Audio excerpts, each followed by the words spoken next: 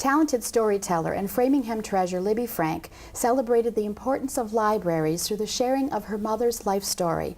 Libby performed My Mother Gave Me Riches in the Costin Room at the Framingham Public Library in honor of National Libraries Week.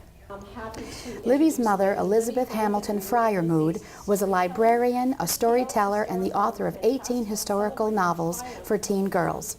One of her favorite quotes came from Elizabeth's mother, "A body's never poor who lives within walking distance of the public library."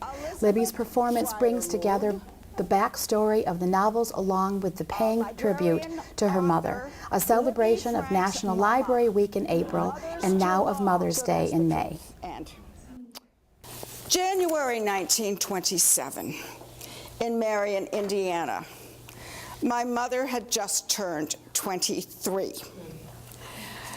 She had graduated from high school in 1921, and she kissed her high school sweetheart, Harold Fryermood, goodbye, and he went off to go to college in Chicago. And yes, he wrote her a postcard now and then, but you know, it was different.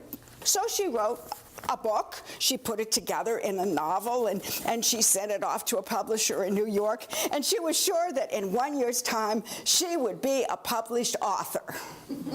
But she wasn't. She was a mother, my mother.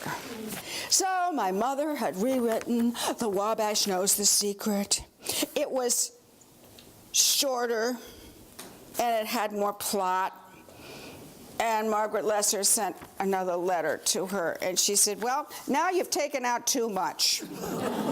Would you consider rewriting it again?" So somehow, my mother did.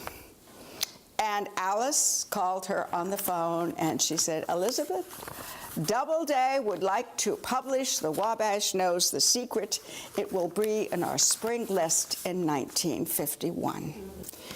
This is a picture that my daughter calls The Matriarchs. It was taken in 1946. My great-grandmother, Nancy Ellen, she's 86 in this picture, and she will die in 2 years. My grandmother, Etta, my mother, Elizabeth, before she was a published author, and me. And this picture was taken in Peru, Indiana, birthplace of Cole Porter and winter home to the circus. My mother read to me. Long ago on winter evenings, I recall my mother read, there beside our old base burner, just before my prayers were said. Here she gave me friends aplenty, friends to fill my life for years, Meg and Joe, and Sister Amy. For little Beth, I shed my tears. Scrooge and Tim and Mrs. Wiggs, Robin Hood and Heidi too, young Jim Hawkins and his treasure, saved from Silver's pirate's crew. Could it be that one small lady could just by her magic voice change a room so, in a twinkling, to the scenes from books so choice? Poor we were, as some might count us, no fine house, our clothes threadbare, but my mother read me riches from the books she chose with care.